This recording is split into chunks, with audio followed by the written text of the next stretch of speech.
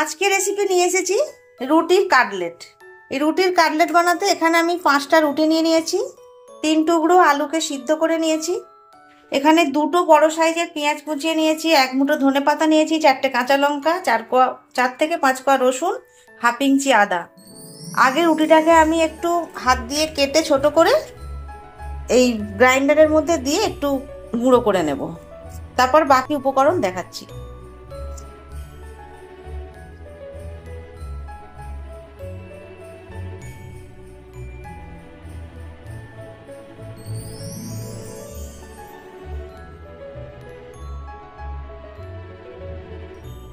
রুটিটা আমি এইভাবে একটু ভাঙা ভাঙা করে নিয়েছি, পুরো পেস্ট কিন্তু আমি করিনি, একটু দানা দানা আছে।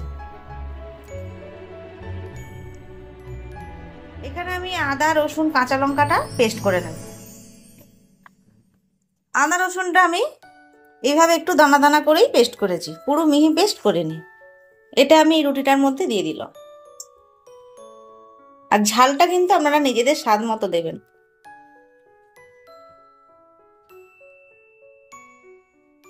এবার এর মধ্যে আমি 1 মুঠো ধনেপাতা, পেঁয়াজ এগুলো সব দিয়ে দেবো।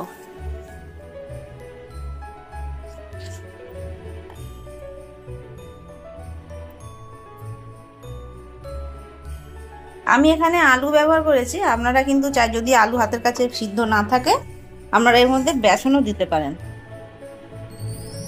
আচ্ছা, এর মধ্যে আমি জোয়ান দিয়ে দেব। জোয়ান যদি আপনাদের হাতের কাছে থাকে অবশ্যই দেবেন, জোয়ান দিলে খেতে ভালো লাগে।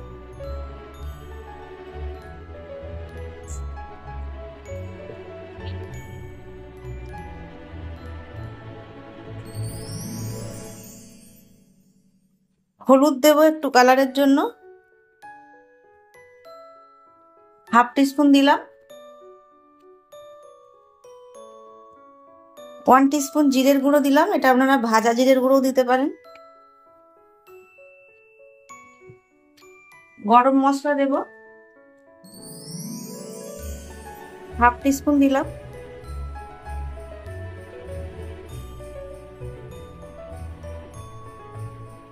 চাট মশলা এখানে দেব 1 চামচ দিলাম। আপনারা আমাদের স্বাদ মতো দেবেন, যে টক টক কতটা কি খাবেন। এখানে চালের গুঁড়ি আছে 4 চামচ দিন, এটা দিলে খুব মুচমুচে হবে। লবণ দেব, স্বাদ মতো লবণ দিয়ে দিলাম।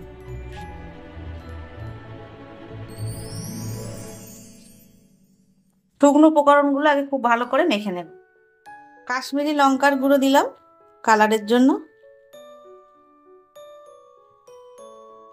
এতে কালারটা খুব সুন্দর আসবে। এর মধ্যে বেসন অ্যাড করতে পারেন, আমি এখানে আলু দিলাম। আলু দেওয়ার পর খুব সামান্য জল প্রয়োজন হলে দেব। এটা খুব ভালোভাবে মেখে নেব। এখানে মোটামুটি কাটলেট যে মানে বানানো যাচ্ছে, তাও যদি ভেঙে যায় যার জন্য একটুখানি জল ব্যবহার করলাম, খুব সামান্য। আর আলুর ভাগ বেশি দেবেন না, তাহলে কিন্তু টেস্টটা কমে যাবে খুব বেশি আলু দিলে।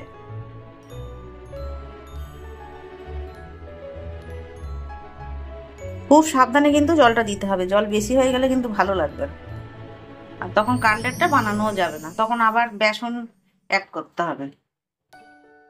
বেশ সুন্দর করে মাখা হয়ে গেছে। এবার সাদা তেলেও ভাজতে পারেন, সর্ষের তেলেও ভাজতে পারেন, যেটা আপনাদের ইচ্ছে। খুব সুন্দর করে মাখতে হবে। এটা মেখে এইভাবে দেখিয়ে দিচ্ছি আপনাদের, আর জল টল লাগবে কি। এমনি পকোড়ার মতো ভাজতে পারেন, আবার হাতে এইভাবে দিয়েও তেলের মধ্যে ভাজতে পারেন, কাটলেটের আকারে, যেটা আপনাদের ইচ্ছে।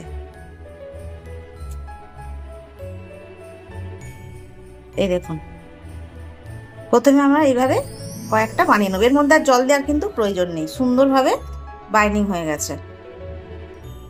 এভাবে বানিয়ে নেব। কাটলেটগুলো আমি বানিয়ে নিয়েছি। 5টা রুটি দিয়ে মোটামুটি অনেকগুলোই কাটলেট হয়েছে। 12টা কাটলেট হয়ে গেছে। তেল গরম হয়ে গেছে, কাটলেটগুলো আমি এবার ছাড়বো। ডুবু তেলে ভাজলে বেশি ভালো, তাই একটু বেশি করেই তেল দিয়েছি। আর পকোড়া হলে এত তেল দেওয়ার দরকার নেই, মানে এগুলো যদি পকোড়া শেপে করতে চান অল্প তেলেই হয়ে যাবে।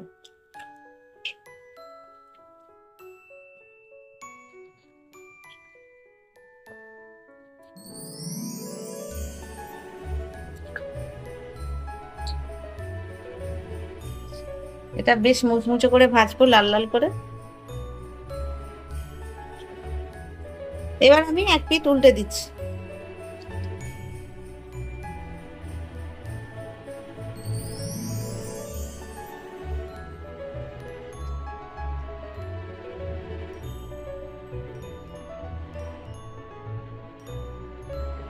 দেখুন সুন্দরভাবে লাল লাল করে ভেজে নিয়েছি।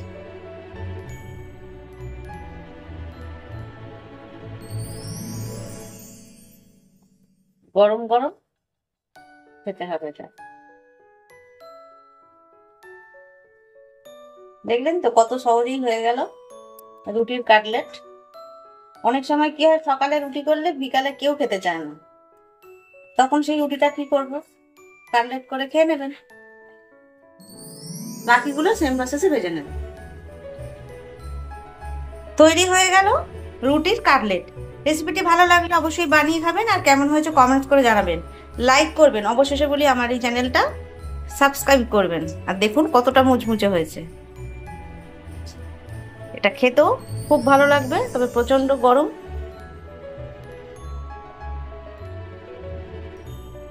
একটুখানি কম করে খাবো, প্রচন্ড কম। টেস্ট কেমন আছে? মনে হচ্ছে রুটি খাচ্ছি বলে। ভালো আছে? নুন টুন সব ঠিক আছে তো? আপনারা এইভাবে বানিয়ে খেয়ে তারপর কমেন্টস করে জানান, না খেয়ে কিন্তু বলতে হবে না।